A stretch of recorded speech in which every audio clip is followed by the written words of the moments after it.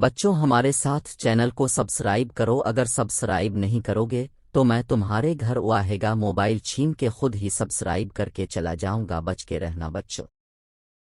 کہتے ہیں کسی زمانے میں ایک سوداگر تھا اور بڑا مالدار بھی تھا، وہ مختلف جانوروں کی بولیاں بھی اچھی طرح سمجھتا تھا۔ اسی دن اس نے اپنے مویشی خانے میں گدھے اور بیل کو آپس میں باتیں کرتے سنا۔ بیل گدھے سے کہہ رہا تھا، تم خوش قسمت ہوں جبکہ میں سارا دن ہل چلاتا ہوں اور تم مزے سے رہتے ہوں۔ گدھے نے کہا، میرا کہا مانو تو تم بھی آرام پاگے، کل کام کے وقت بیمار پڑ جانا تو مالک تم سے کام نہیں لے گا۔ بیل نے خوش ہے کر تجویز پر پورا عمل کرنے کا یقین دلایا۔ سوداگر نے ان کی باتیں سن لے مگر خاموش رہا۔ اگلے دن جب ملازم نے بیل کے بیمار ہونے کی اطلاع دی تو سوداگر مسکرا دیا اور کہا کہ گدھے کو لے جا۔ نوکر گدھے کو لے گیا اور شام تک کام لیا۔ رات کو جب گدھا آیا تو بیل نے شکریہ ادا کیا کہ تمہاری تجویز خوب رہی اور مجھے آرام کرنے کا موقع مل گیا۔ گدھا دن بھر مشقت سے چور چور رہے، اس وقت تو خاموش رہا لیکن جی میں سوچتا رہا، اچھی نصیحت کی کہ خود مصیبت میں پھنس گیا۔ اگلے روز صبح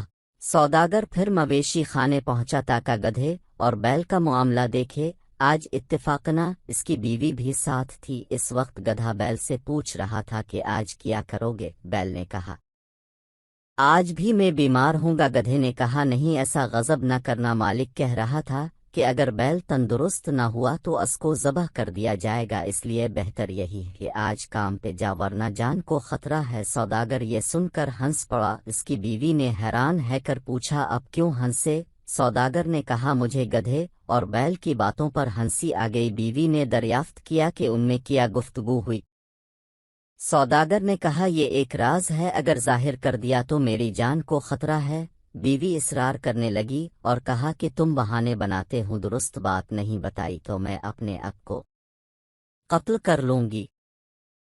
سوداگر نے اسے بہت سمجھانا چاہا لیکن وہ اپنی ضد پر اڑ رہی اور ساتھ ہی وہ رونا پیٹنا شروع کر دیا۔ سوداگر پریشان ہو گیا کہ اگر بتاتا ہوں تو میری زندگی پر حرف آتا، نہیں بتاتا تو یہ جان کھو دیتی ہے۔ اس فکر میں کھڑا تھا کہ کتے نے مرغ سے کہا کہ تو آج بھی مرغیوں کو ڈانٹ رہا ہے؟